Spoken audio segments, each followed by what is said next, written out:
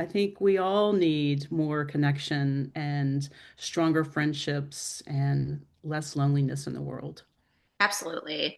Well, Dr. Horn, please tell us more about yourself and about your mission and why you decided to write this book on friendship. Sure. Um, I've been conducting studies in health and health behavior for nearly 30 years, and it became very evident, regardless of the age group I'm studying or the health issue I was studying, that people heal and grow and thrive when we feel more connected. So social connection has always played out in my studies in some ways. And my studies are have been designed to look at, what predicts, positive health and what helps us be more resilient and helps us grow and thrive. And obviously, there are a whole host of issues that create positive health behavior, but social connection rises to the top almost every time. And we've seen the more recent studies coming out that, globally, and I'm not just talking about in the United States, but globally, social connection matters so much to our overall well-being. And I think that, particularly in and around the pandemic years, I began to look at, not only my own research, but just watching the impact of loneliness play out all around us when we became disconnected and estranged from friends and family in so many ways. So I decided, instead of writing another academic paper or doing another study, that I wanted to write something that was um, um, approachable for most people and relatable, and really drew on not just my science but my lived experience. And from that, the book Friends Matter for Life was born. I want to go back to something you said just a minute ago when you said, I don't really have a word for it, but Yeah. I know that when I feel disconnected, I don't feel good. I don't feel right. And if you think about all the things that connection does for us physiologically, mentally, it makes sense that when you don't have it, that some of those things are turned off. For example, it lowers being socially connected, having friends and feeling connected, as you put it. It lowers your cortisol. It helps you sleep better. It reduces inflammation in your body. It increases your mental acuity. So if you think about the flip-flop of that, the reverse of that, if you're not connected, you might not be sleeping as well. Your brain's a little groggy. Your cortisone is your cortisol is spiking. So, and all those things do make us feel yucky. So, connection gives you a boost. I like to think about friendship as a health intervention. I think it's one of the most powerful health interventions that we have available to us. I, And oh, go and ahead. almost everyone in some way has access to or can develop friendship. We may not have access to many of the other things that we need for positive health, but friendship is a resource that's available to almost everyone. I love that. I think that's so simple yet so profound, and we underrate that simplicity. Yeah. We overrate ease so much in society, and it'll be easy to go home when I'm exhausted and go put on a show by myself. But those I so overrated sometimes, an underrated aspect of that. And how you said that it is a health intervention. I love that feeling you describe of like that lowering the cortisol. Like I sometimes say like when I run, for example, like I like to run for exercise. I feel like my brain takes a bath, like in new blood, essentially. Mhm. And it's Yes. almost like friendship does as well. It's like Mhm. exercising. And that's just so profound, I feel like. Well, and it's interesting that you bring up exercise because more and more studies are showing that social connection has the same it has comparable benefits to our health, and exercise, diet, quitting smoking, all the things that we know are good for our health. Social connectedness is right up there. Yes, this is at the top of the list for healthy life, for fulfilling life. Yeah. And let's get that out there and let's talk about that. And I love how your book is doing that. Yeah, and I love that you come from a medical background too, because you understand when I say I really believe that we need to treat it as a vital sign. Yes, It is critical. It is of among those list of things that we need to be asked by our providers. And I think that's starting to happen more. There's friendship and social connection is having a moment, and I hope that it is lasting and enduring. And I'm reading more, I'm hearing more about people being asked these kinds of questions in their well visits and these sorts of things. that's amazing. That's amazing. So important. From a medical standpoint, I mean, I wish that we did have a objective measurement, like with a blood pressure, I get a number, or with a heart rate, I get a number. What kind of number would you say? I mean, when you talked about cortisol levels, I know we can't necessarily like Yeah. measure that, but what would you say would measure that objectively? Well, there are a few measures out there, and Mhm. I can refer you to them. I don't have them right on hand with me in the names, but I know when I recently had a well visit with my physician, she used a social health index that's becoming I think more used in medical practice, but there are a few, and the scales are different. Whether it's a 1 to 5 or a 1 to 10 or whatever, but I think it's starting to happen. And I was just thrilled. Actually, just when she pulled out that questionnaire, I was like, yes. And she didn't know. I mean, she didn't know, some of the stuff that I'm doing right now. So I used it as an opportunity to explain that. So it was really a wonderful experience to see that. How can you suggest us keep these friendships alive? Like, what are some simple interventions? Why is it important during the chaos of life? I mean, we talked a bit about this, why it's important, but I guess like, what are some tips as to how can we do that? How can we add Yeah. just So another thing to our list? I mean, I'll reiterate that, and I'm not telling you anything that you don't know or other listeners on this show that um, mothers most often, not in every household, but most often, given the social expectations we have in our culture, um, carry the emotional load of a household. And I think it's important to remember that friendship is a space where moms can be cared for. They do a lot of the caring. So friendship creates that space where someone can care for them. I think it's also important because, as I pointed out earlier, being connected with someone, a friend, helps to regulate the nervous system. And I think about the just listening to you describe your daily life. I mean, sometimes I know your nervous system is probably not particularly regulated, as it is for many of us when life gets chaotic and busy. And one supported connection during the day can have a boost your feel good hormones or lower your cortisol for hours. So it's even when you're feeling the most exhausted, even taking time for one simple connection is important. And I'll go into some more detailed, more practical tips on that too. But I think that friends also allow, us as mothers or grandparents or whatever your prescribed role is to get outside that role a little bit and remember that you are more than that. Not that that's not enough. That is a wonderful, beautiful thing. But we as women are more than that. And I think friendship allows us to appreciate that a little bit more. And being connected, taking care of our social health also prevents or lowers the risk for burnout. And when we think about what we get from friends, sometimes not only it's the emotional stuff that I just described, but it's practical support too.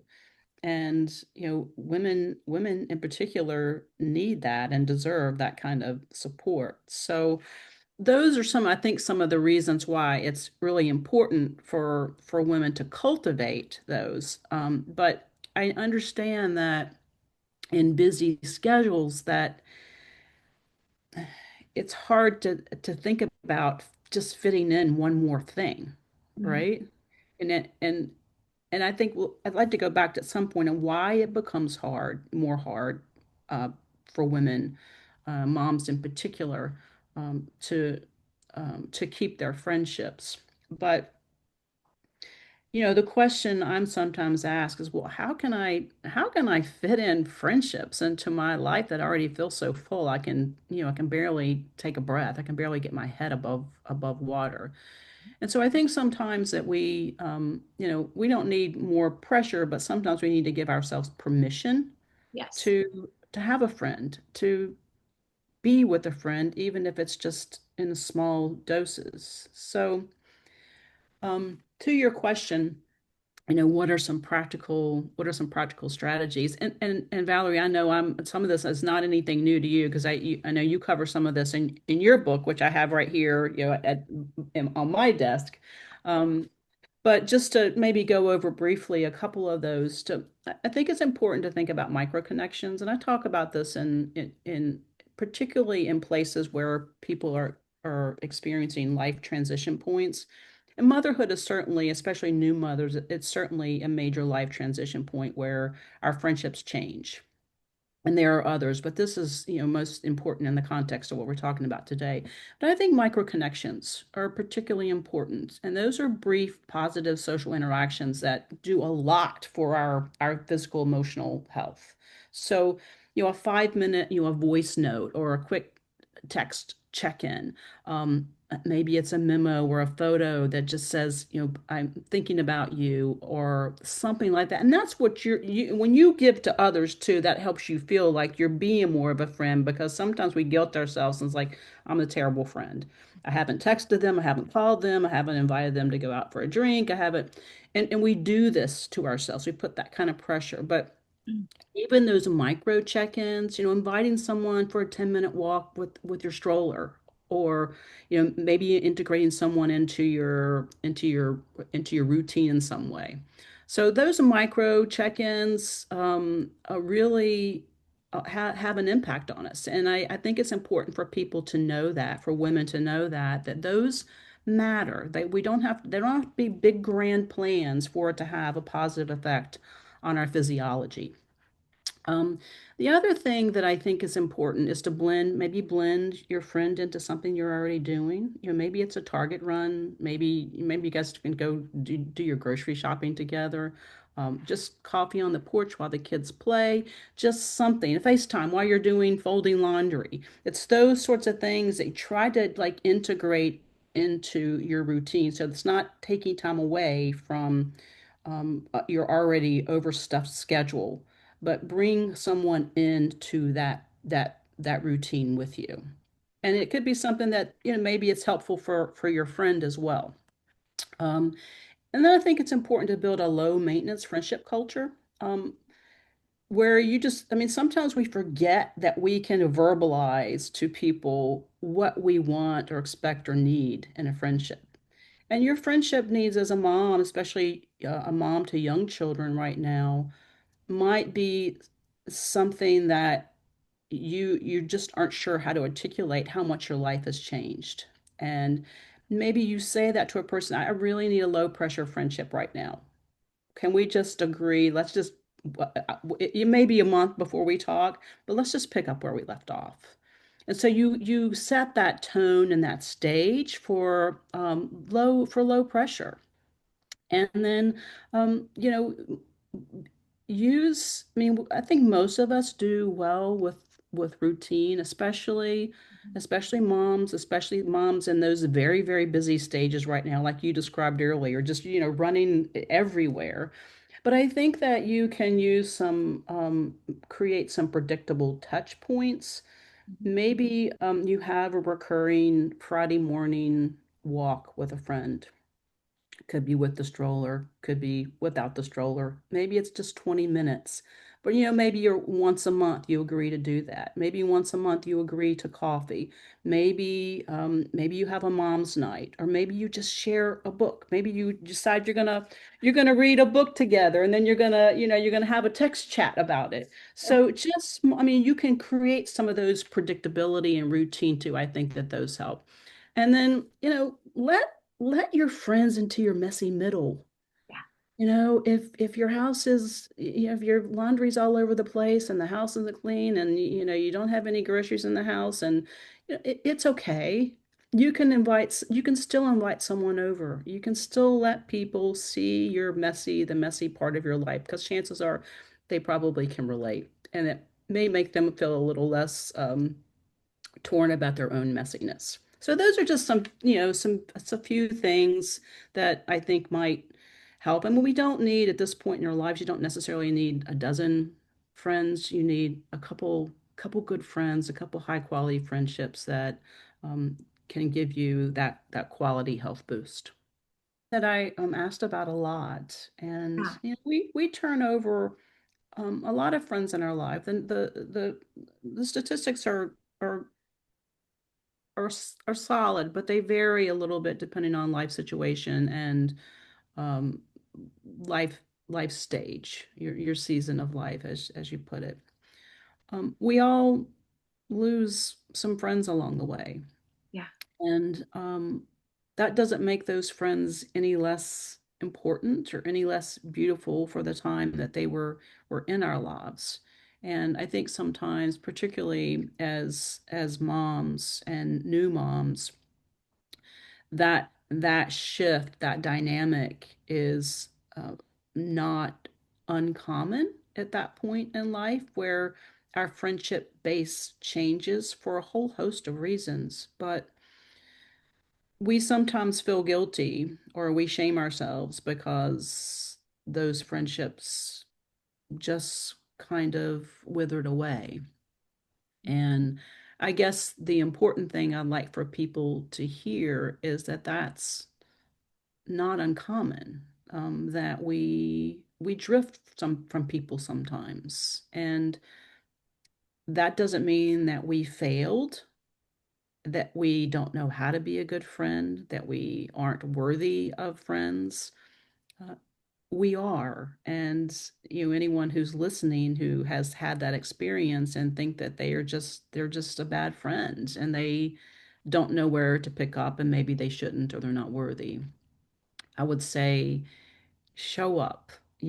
Keep showing up to find your tribe, to find your people, and new people are going to come into your life if you allow yourself to be open to it. I feel like for each time I've had a friend that drifted away, regardless of the reason, that it's given me space for someone new in my life.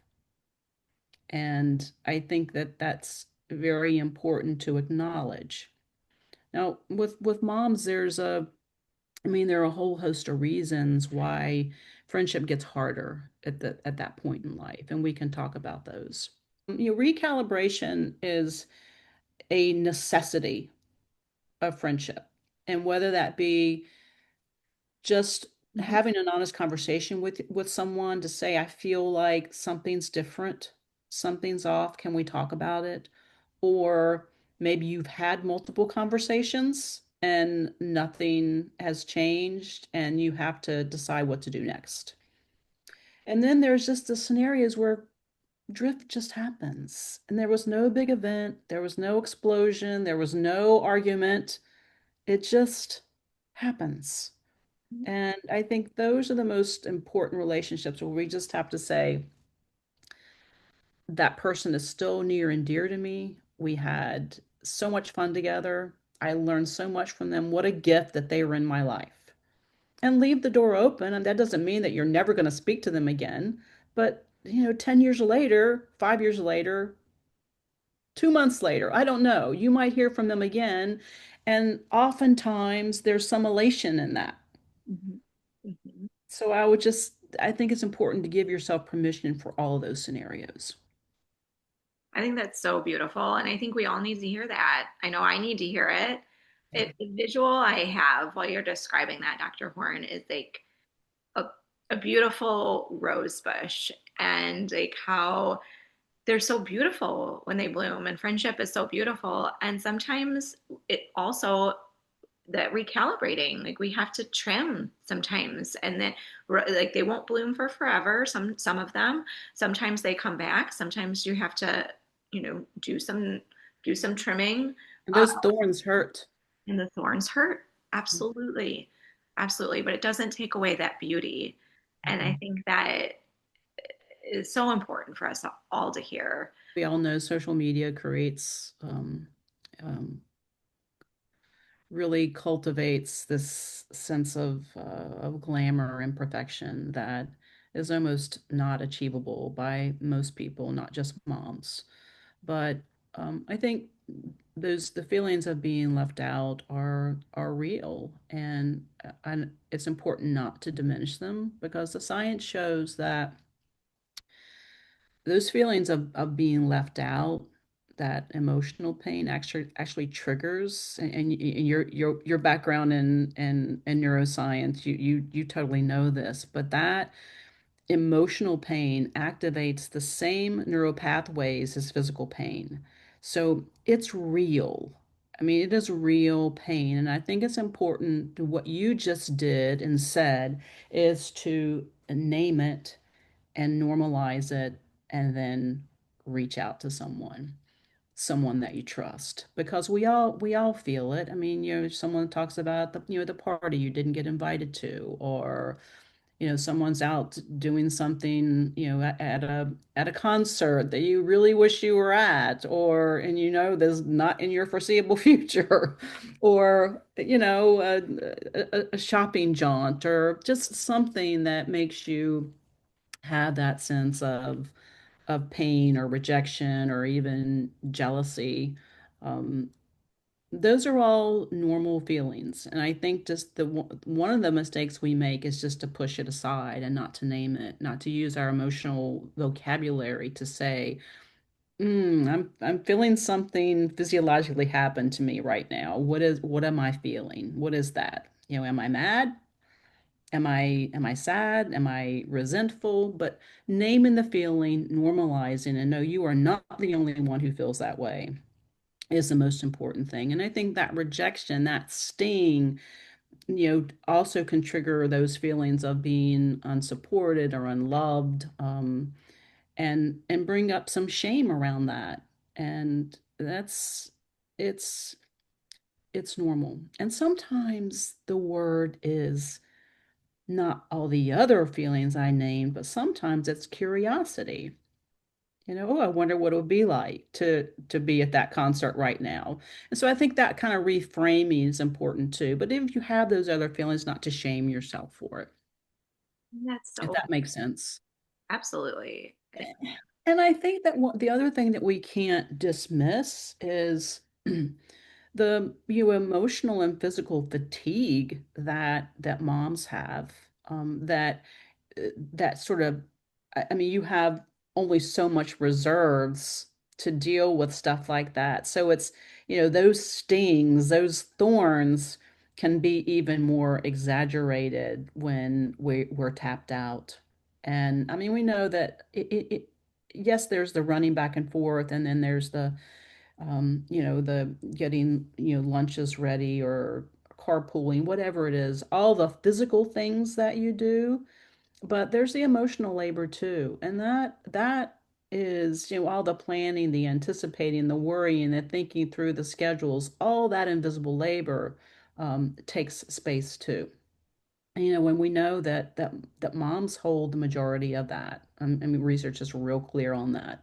Moms hold the majority of the invisible labor.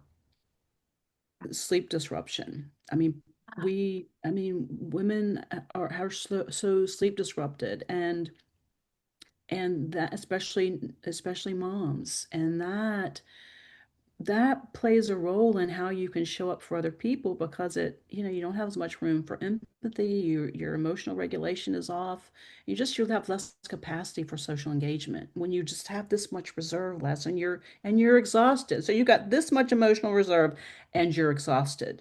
I mean, those are real, and I also think that it's important to acknowledge the physiology that changes, particularly after childbirth or postpartum, because we know that, those cortisol patterns shift for many, many, many months after childbirth, and those things affect your energy and your motivation and your desire to socialize. And I think it's important when we think about all these things that are happening to our physiology, that there are reasons why we don't have as much energy changes in physiology. Um, Postpartum, and as in the early stages of being a mother, are real and valid. And again, naming that, not shaming that, is very important. And that goes back to some of the my thoughts about the micro connections and why they're so important, because most of us, even in our emotional reserves, can find a little bit of space for that, and they matter. Mm, I love that. Important. I think that we all need a social skills tune-up, especially post-COVID. So I think for me, one of the more important social skills right now, and I'll list a few of them, but one of the things that's at the top of the list for me is being able to read emotional nuance and social cues. Social media has damaged that, Mhm. because there's not a lot of room to read nuance in social media. And I'm talking about more people's nonverbal cues, to really to try to get a sense of when someone is smiling, but you know that they're really going through something deep, or they're fidgeting and they appear to be anxious, or they have a frown, and what does that mean? Or someone's squirmy, what does that mean? You can't read all that. You can't see the nonverbals in social media. Yeah, obviously you can with the video, but oftentimes they're completely curated to display the perfection. So I think that um, brushing up on your own ability to read and understand and react to nonverbals is a very important thing to teach children, because that is a foundational skill. The other thing, this is just really going back to basics. I mean, just back to basics. How to initiate a conversation, how to end a conversation. I mean, so often when you're texting someone, there's no closure. It's just you're talking and then they're gone. Mhm. And I think that kids now um, have a hard time translating that into face-to-face conversation. Just beginning in the conversation. I mean, really listening to someone. Active listening is so important. Listening without trying to fix something, listening for the sake of listening and being present for someone. Practicing, compassion and curiosity, and knowing how to set boundaries for yourself, to take care of yourself. I talk a lot about this in the book, in self-friending, like how do we make sure that we're treating ourselves, with the same kindness and care that we would a friend. And then another thing that I think it's important, is navigating like diverse groups of friends. How do we respond to and relate to people who are different or look different than ourselves? So I think those are some foundational things that they're important for parents to keep in mind. And certainly there are some things that parents can do to model. First of all, as adults, we need to get better with social skills. Over the past several years, I mean, I've seen a decline in it, and just basic social skills. One, because of COVID, and two, social media, but it's so present in our lives. So I think that it's important for for parents to try to model these things as much as possible to their children because you know they're watching us. I mean, they are watching how we treat our friends. Um, and I another thing that and this may take a little effort, but I think that it's important to narrate some of our actions. For example, um, and, and some parents are really good at this too because they just talk to their kids all the time, regardless of their actions are. And I think that's a beautiful thing. Like, maybe you're texting someone or you're calling someone and you say, "Hey, I'm going to call and check on my friend because I know she's had a really hard day." Or I'm going to go take a walk. I'm going to go take a 10-minute walk with my friend because when I walk, it makes my body feel good. Or it makes me happy inside. Or I'm going to take why are you baking the cake, Mom? You usually don't bake cakes in the middle of the week. Well, my friend has been having a really difficult time. She has a sick parent, and this is her favorite cake, and I'm going to take her a cake. So it's just the little things that you can narrate so that your kids know when you're doing things out of care and concern. So those are a couple kinds of examples. I think the to normalize conflict is important too. When they see you um, figure out how to repair and work through a situation that is difficult and has some of those really uncomfortable emotions. That's important for them to see that those sorts of things can be worked through and resolved in a positive way.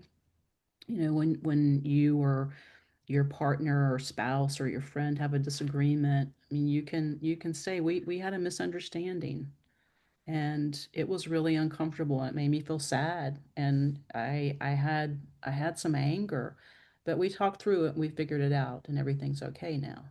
So I think those are important things. And if you'll notice too, the words that I used are the feelings vocabulary that we often don't have either to help kids learn to identify um, feelings of being sad, being mad, being happy, being scared.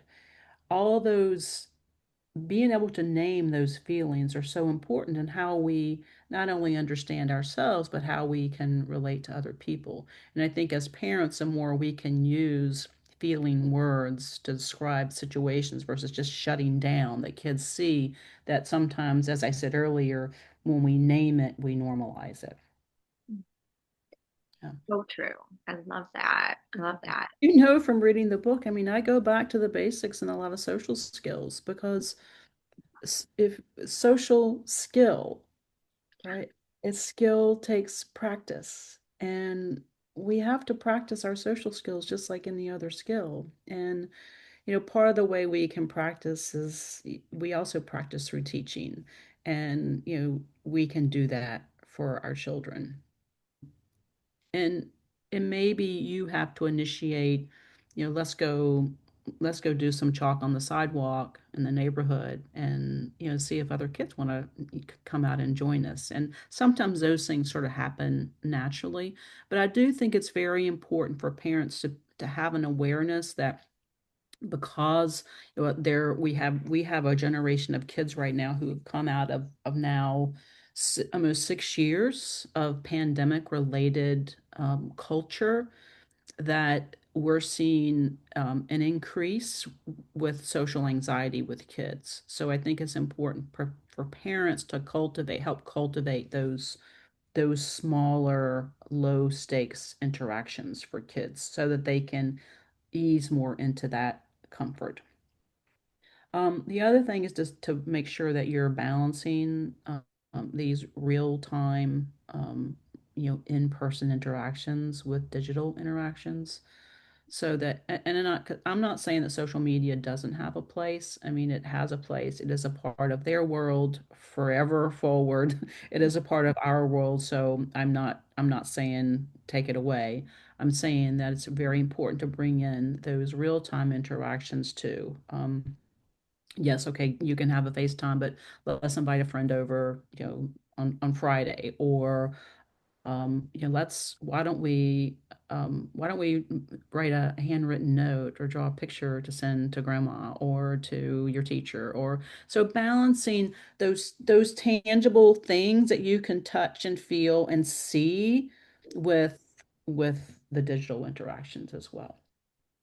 Yeah, I guess I want moms to know that you don't have to be perfect to be a good friend or to receive friendship. You are, worthy as you are. So just keep showing up and being a human that cares, and the connection the connection will come.